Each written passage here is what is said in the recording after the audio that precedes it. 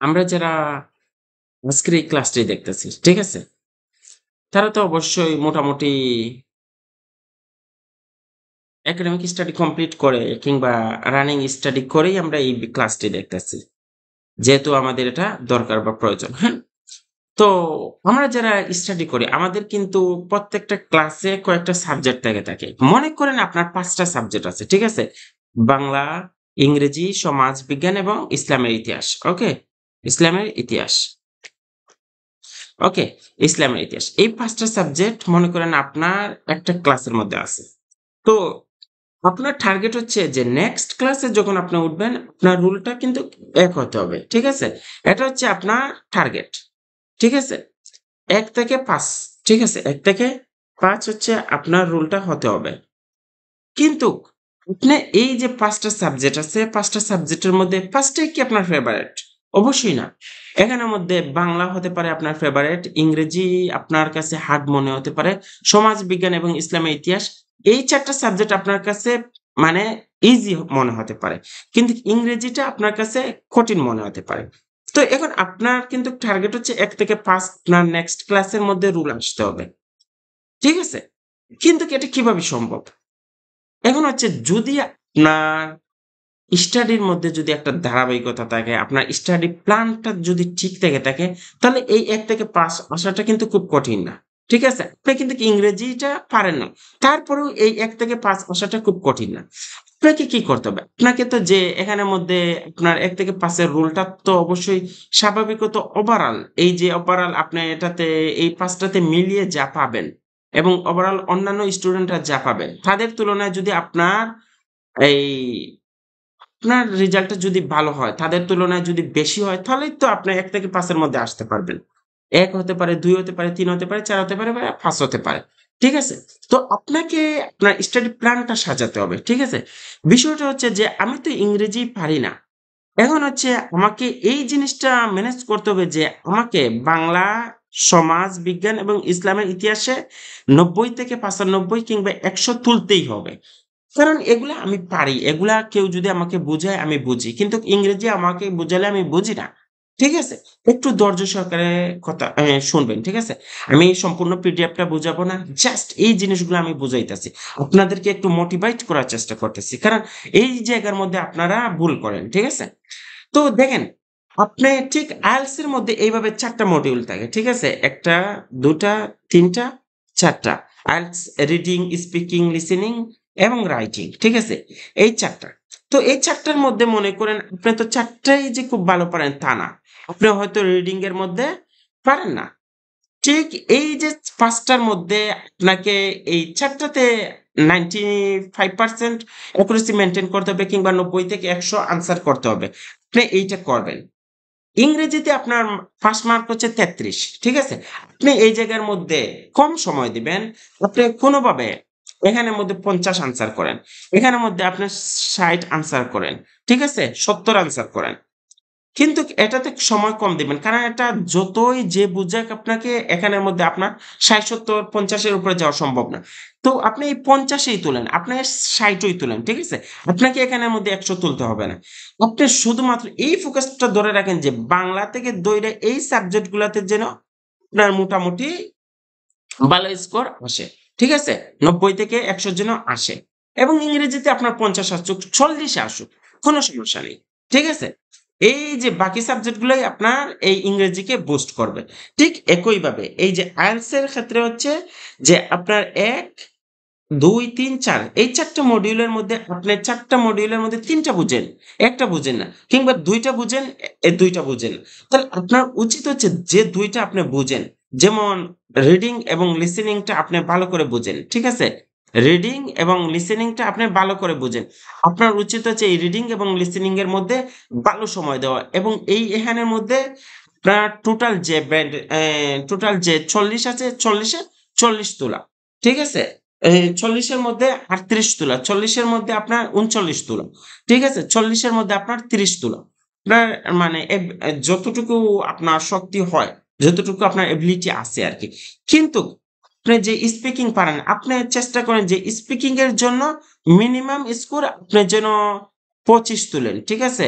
25 তুলেন, আপনার জন্য 30 তুলেন, আপনার জন্য 35 তুলেন। আপনাকে এটাতেই যে 40 তুলতে হবে বিষয়টা এমন না।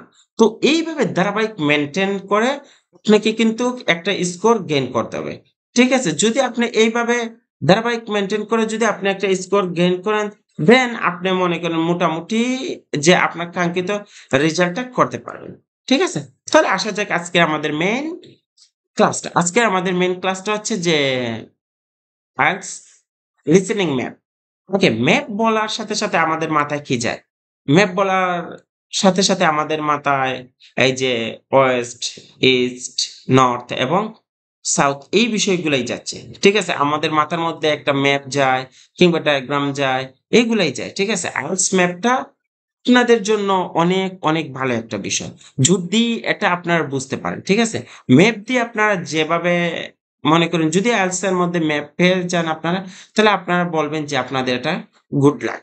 ওকে? কারণ সাধারণত প্রায় 60-70% টাইম আপনার ম্যাপ আসে।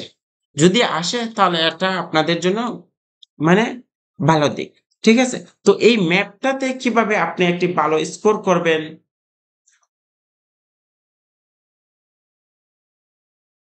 ম্যাপটাতে কিভাবে আপনি ম্যাপটা কিভাবে আপনি সলভ করবেন এই বিষয়গুলা নিয়েই আজকের ক্লাসটা আমরা সাজিয়েছি। অনেক লম্বা পিডিএফ, ঠিক আছে?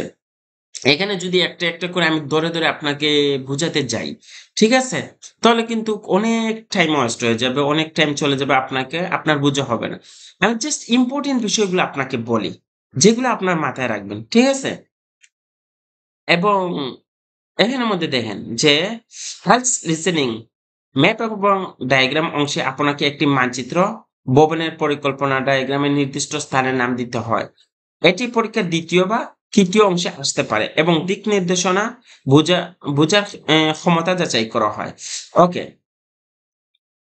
যে আপনাকে এখানের মধ্যে ম্যাপের মধ্যে সাধারণত ম্যাপ সম্পর্কে আপনার ওই ধারণাটা থাকতে হবে যে আসলে ম্যাপ জিনিসটা কি? ম্যাপ কেন আসে? ম্যাপের মধ্যে কি আসতে পারে? ঠিক আছে? তো এই জিনিসগুলো আপনি মাথার মধ্যে রাখবেন। ঠিক আছে? সঠিক লেবেল নির্বাচন করা। ওকে? এগুলা আমি নাই বললাম। এগুলা আমি আপনাদেরকে পিডিএফটা দিয়ে দিব। আপনারা পিডিএফটা দেখে নিবেন। এগুলো হচ্ছে সাধারণ বিষয়। ম্যাপের মধ্যে সর্বপ্রথম হচ্ছে যে অডিও শোনার আগে ম্যাপ ভালোভাবে দেখুন। অডিও শোনা যখন আপনার সামনে একটা ম্যাপ আসবে, অডিওটা শোনার আগে, অডিওটা তো আপনাকে আগে তো টাইম দেওয়া হবে যে ম্যাপটা দেখার জন্য। আপনি ভালো করে ম্যাপটা দেখে নেবেন। ঠিক আছে? ম্যাপটা দেখার পর কি ধরনের স্থান রয়েছে, ঠিক আছে? এই পার্ক, রাস্তা, রুম ইত্যাদি এগুলা চিহ্নিত করুন। ঠিক আছে? দিক নির্দেশনা বুঝাতে শিখুন। দিক নির্দেশনা। ওকে। এই যে আপনার ডান, বাম, উপর, নিচ এইগুলা কি বুঝায়? আপনাকে যদি বলে যে আপনার ডানে যান, বামে যান এইগুলা যখন বলে ওই যে বুঝার মতন এবিলিটি টা আপনার মধ্যে ক্রিয়েট করতে হবে। ঠিক আছে? নর্থ, সাউথ, ইস্ট, ওয়েস্ট বুঝার অনুশীলন করুন। ঠিক আছে? ম্যাপ যেখানে ক্যাম্পাস চিহ্নিত থাকে সেটি খুঁজে বের করার চেষ্টা করুন। ঠিক আছে? এটা খুব ইম্পোর্টেন্ট।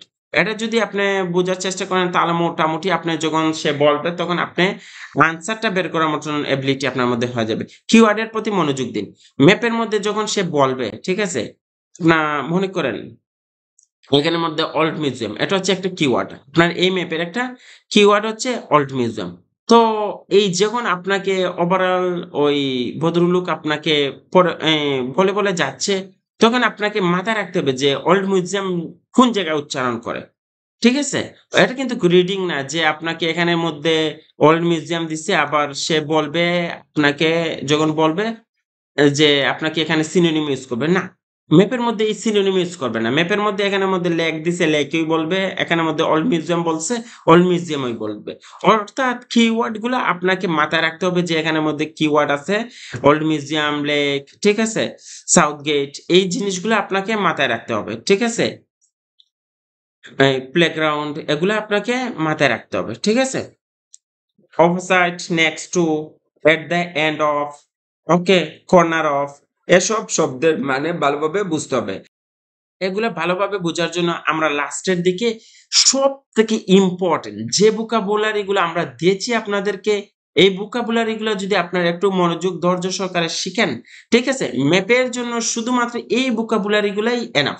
আপনাকে এর বাইরে কোনো vocabulary শিখতে হবে না। ঠিক আছে? শুধুমাত্র IELTS ক্যামব্রিজের প্র্যাকটিসিং vocabulary গুলা ছাড়া। এই vocabulary গুলা যদি আপনারা জানেন, তাহলে মোটামুটি আপনি ম্যাপের মধ্যে ভালো একটা রেজাল্ট করতে পারবেন। এর বাইরে আপনার ম্যাপের জন্য আর কোন vocabulary শিখতে হবে না। এটা আমি আপনাকে মানে মেক সিউর করতে পারি। ঠিক আছে? তো এই জিনিসগুলাতে একটু ফোকাস দিবেন। ওকে? হচ্ছে যে স্পিকারের বিভ্রান্তিকর তথ্য। যেমন মনে করেন যে আপনাকে স্পিকার যখন বলবে তখন আপনাকে সোজাসুজি না বলে কোনো একটা ঘুরিয়ে বলার চেষ্টা করবে। তো আপনি এই জিনিসগুলো একটু বোঝার চেষ্টা করবেন যে সে আসলে কি ঘুরিয়ে বলছে নাকি মানে আবার সে তার মেইন প্রশ্নটা কি সে পরিবর্তন করতেছে। ঠিক আছে? তো এই জিনিসগুলা একটু মানে হারায় যাবেন না। ঠিক আছে?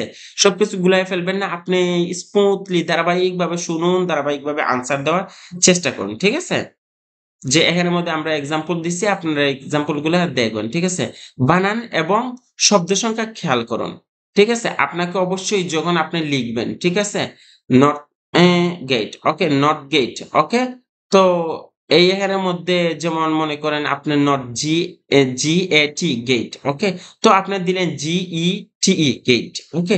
তো আপনি এখানের মধ্যে গেট লেখছেন না গেট লেখছেন এই বিষয়টা কিন্তু ফোকাস রাখতে হবে যে আপনি এই নট গেট এর জায়গায় যদি নট গেট দিয়ে দেন, তাহলে এই যে এর জায়গায় দিছেন, ঠিক আছে? উচ্চারণটা তো এইভাবেই আসবে। তো এর জন্য আপনার এই যে আনসারটা কিন্তু কাউন্ট করা হবে না। দেখেন আপনার আনসারটা হইছে। শুধুমাত্র একটা অ্যা অক্ষর ভুল হওয়ার কারণে আপনার সম্পূর্ণ আনসারটা কিন্তু তারা কাউন্ট করবে না। ঠিক আছে? তো ওই বিষয়গুলা আপনি মাথায় রাখুন। শুধুমাত্র প্রয়োজনীয় শব্দ লিখুন। আপনার প্রয়োজনীয় শব্দ ব্যতীত আপনি অন্য কিছু লিখতে যাবেন না। ঠিক আছে? যেমন যদি বলা থাকে no more than 2 ওয়ার্ড তাহলে ২ টি শব্দের বেশি আপনি লিখবেন না। আমরা অনেক সময় তারা এখানের মধ্যে not get আপনার বলে অন্য কিছু একটা বলতে পারে। ঠিক আছে? তো আপনাকে শুধুমাত্র এই যদি ২ টি ওয়ার্ড বলে তাহলে not get লিখবেন। যদি মাত্র ১ টি ওয়ার্ড বলে তাহলে এই not এটা বাদ যাবে। আপনি শুধুমাত্র gate টাই লিখবেন। ঠিক আছে? কিংবা ওল্ড মিউজিয়াম না লিখে শুধুমাত্র মিউজিয়ামই লিখবেন। ৩ টা বলে তাহলে এই যে ওল্ড মিউজিয়াম এর সাথে কিছু একটা থাকবে ওইটা লিখবেন। ঠিক আছে? এর বাইরে কিন্তু আপনাকে কিছু বলবেন। তো এভাবে অনেকগুলা বাক্য দেওয়া আছে। আপনারা একটু দেখে নিবেন। পরামর্শটা ইম্পোর্টেন্ট। এটা একটু দেখবেন। যেমন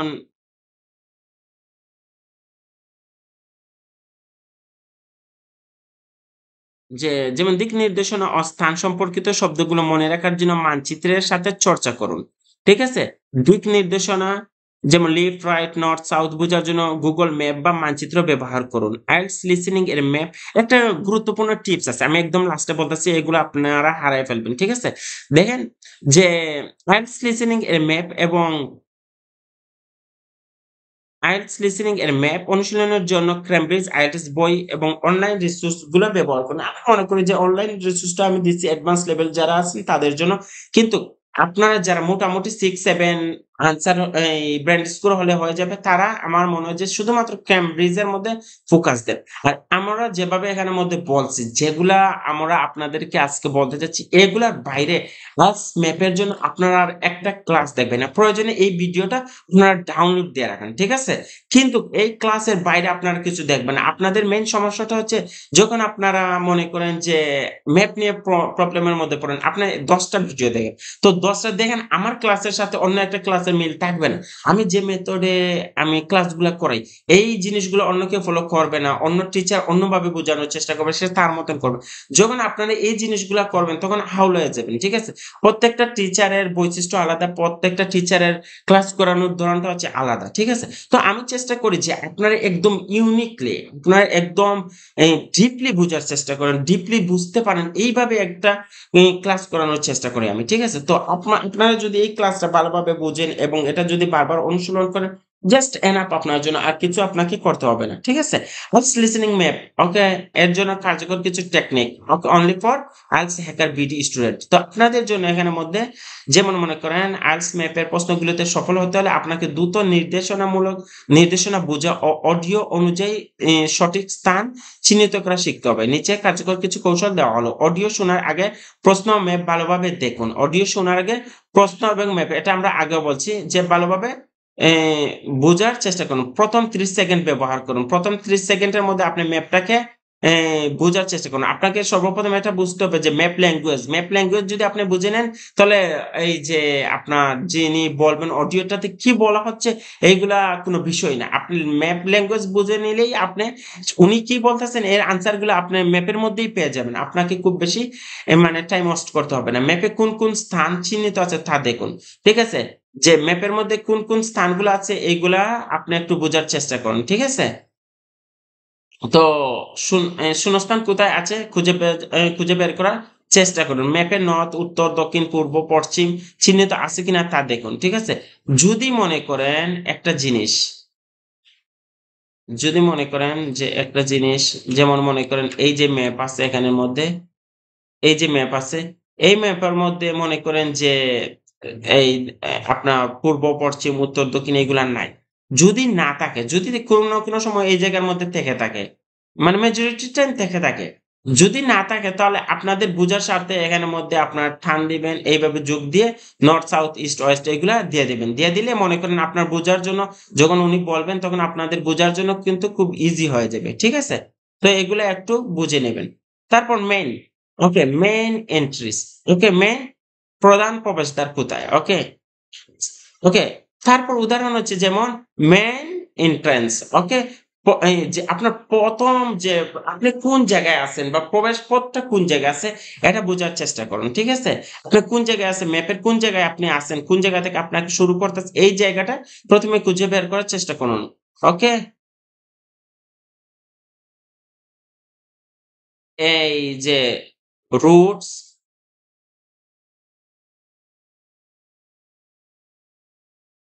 আপনাকে এই যে রুটস, বিল্ডিংস এবং ল্যান্ডমার্কস গুলা চিহ্নিত করতে হবে। ঠিক আছে? এইগুলা হচ্ছে ইম্পোর্টেন্ট ম্যাপের ল্যাঙ্গুয়েজ। ওকে? লক্ষ্য। ম্যাপটি বোঝার চেষ্টা করুন যেন অডিও শোনার সময় সময় নষ্ট না হয়। কিওয়ার্ড ও দিক নির্দেশনা চিহ্নগুলো চিহ্নিত করুন। নির্দেশনা বোঝার জন্য গুরুত্বপূর্ণ শব্দ। ওকে, নেক্সট টু, বিসাইড পাশে। ওকে, অপোসাইট। ওকে, অ্যাক্রস ফ্রম বিপরীতে। On the left, right side. On the left অর্থ আপনাকে বলতে পারে গো, ওকে, গো অন দ্য লেফট মানে বামের দিকে যাও। গো রাইট সাইড ডানের দিকে যাও। তো এইগুলা মাথায় রাখবেন। At the corner of, okay, at the corner of, okay, আপনি কর্নারের দিকে তাকানোর জন্য বলবে বা যাওয়ার জন্য বলবে। Between A and B, between A and B, between hospital and market, okay, যে হসপিটাল এবং মার্কেটের মধ্য জায়গায়, ওকে, এইভাবে কিছু একটা বলবে। বিহাইন্ড, ওকে, পিছনে, behind of the hospital, okay, behind of market, okay, এইভাবে কিছু একটা বলবে। যদি বলে তাহলে মার্কেটের পিছনে বা হসপিটালের পিছনে। এরপর হচ্ছে behind, behind and in front. Behind পিছনে, যে হসপিটালের পিছনে। ইন ফ্রন্ট অফ মার্কেট, মার্কেটের সামনে। ইন ফ্রন্ট অফ কলেজ, কলেজের সামনে। ইন ফ্রন্ট অফ স্কুল, স্কুলের সামনে। এইভাবে কিছু বলতে পারে। ঠিক আছে? এই ল্যাঙ্গুয়েজ গুলা বোঝার চেষ্টা করুন। At the end of the road, okay, যে রাস্তার শেষে।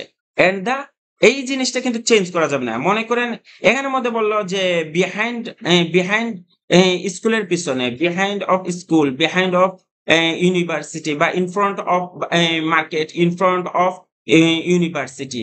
এখানের মধ্যে যে স্কুল, ইউনিভার্সিটি, মার্কেট ইত্যাদি ইত্যাদি বলতে পারে। কিন্তু এই যে রাস্তার জিনিসটা কিন্তু চেঞ্জ করতে পারবে না। ঠিক আছে? এট the end of the road, যে রাস্তার শেষে। ঠিক আছে? এই জিনিসটা সবসময় কিন্তু আপনাকে বলবে। তো এই যে জিনিসগুলো আপনার কিওয়ার্ড গুলো আপনারা একটু মাথায় রাখবেন। ঠিক আছে? অডিওতে দিক নির্দেশনা পরিবর্তন হতে পারে, তাই মনোযোগী থাকুন।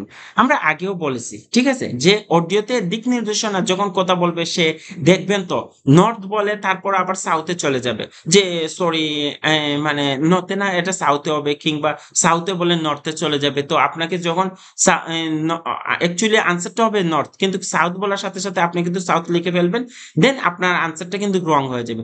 তো আপনার ফোকাসটা ধরে রাখবেন। সে আসলে যে আপনার আনসারের যে আপনার মাথার মধ্যে তো আনসার থাকবে। ঠিক আছে? এই আনসারের সাথে কি এই যিনি বলতেছেন ওই অডিও রেকর্ডটা আনসারটা কি ঠিক আছে কিনা। ঠিক আছে? The library is opposite the park. Okay? The library is opposite the park. যে লাইব্রেরিটা হচ্ছে পার্কের অপোসাইটে। And the cafeteria is next to the library.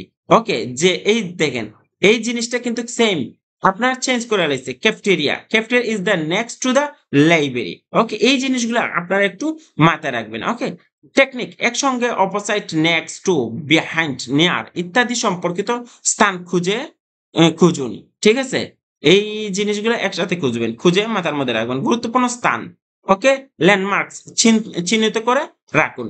গুরুত্বপূর্ণ যে স্থানগুলো আছে এগুলো একটু চিহ্নিত করে রাখুন। ওকে? ম্যাপে যদি হসপিটাল, লাইব্রেরি, পার্ক, ওকে, এন্ট্রান্স ইত্যাদি বড় ল্যান্ডমার্কস পরিচিত স্থান থেকে থাকে তাহলে আগে সেগুলো খুঁজে নিন। ঠিক আছে?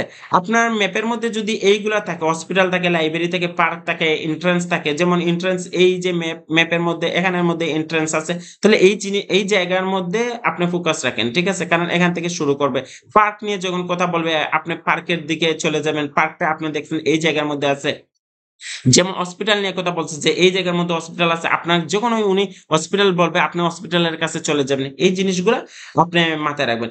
এরপরে আমরা আরো ভালোভাবে উদাহরণ দিয়েছি। আপনি উদাহরণগুলা দেখবেন, কৌশল আমরা এখানের মধ্যে দিচ্ছি, আপনারা এগুলা দেখবেন। ঠিক আছে? এগুলা আমি বলব না, খুব লেট হয়ে যাবে। ঠিক আছে?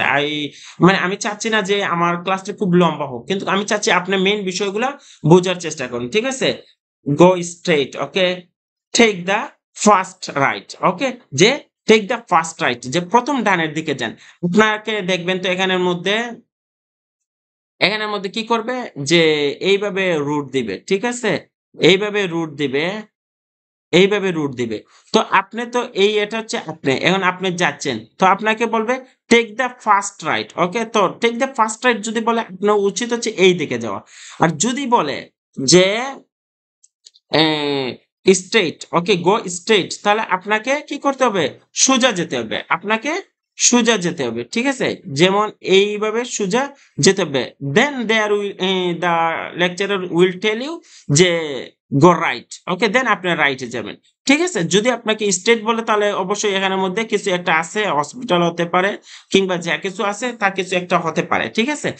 তারপর হচ্ছে the bus stop is on your left. Okay? যে বাম পাশে বাস স্টপ খুঁজুন।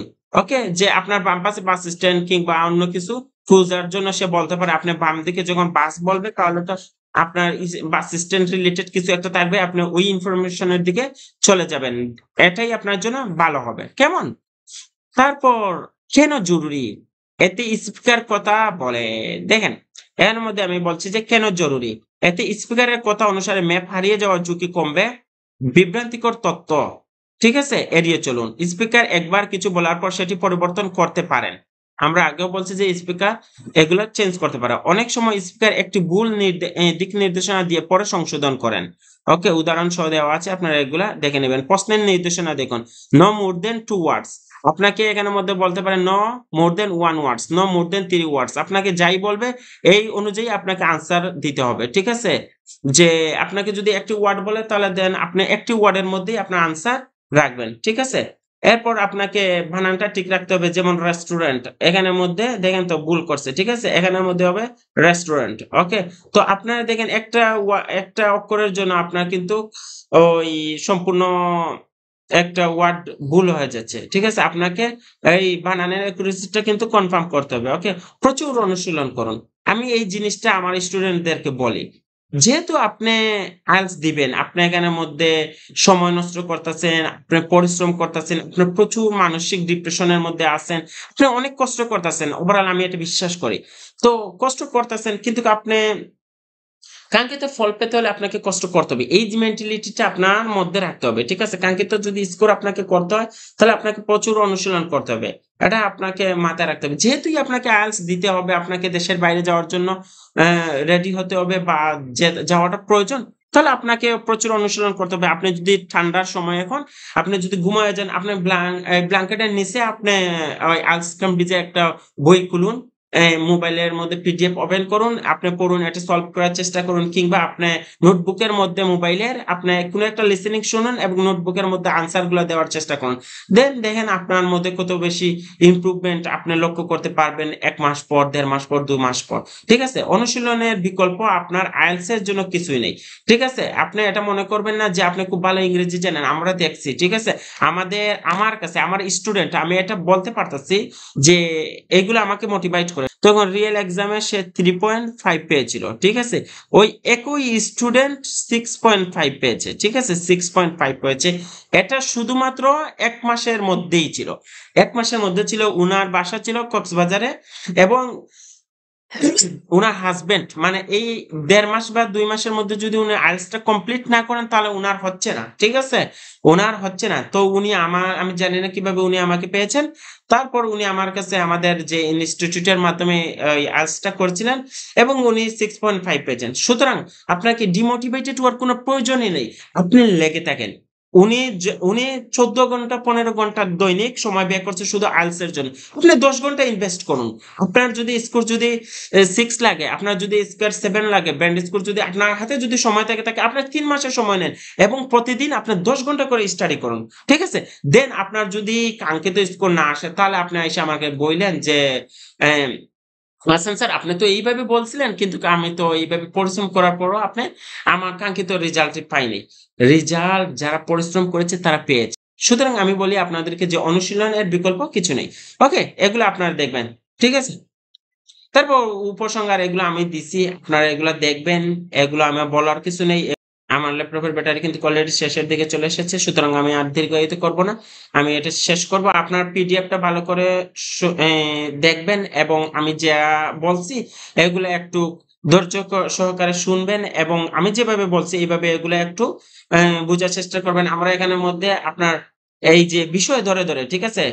আমি আপনাদেরকে vocabulary দিচ্ছি। এগুলা আপনারা একটু দেখবেন। ঠিক আছে? বাংলা অর্থ সহ দিচ্ছি। এগুলো আপনারা একটু দেখবেন এবং ক্লাসটি কেমন লেগেছে যদি মনে করেন যে আপনাদের ভালো লেগে থাকে তাহলে আমি নেক্সট ক্লাসটা ক্রিয়েট করব। অবশ্যই আপনাদের ফিডব্যাক দেবেন কারণ ফিডব্যাক গুলো আমাদেরকে মোটিভেট করে।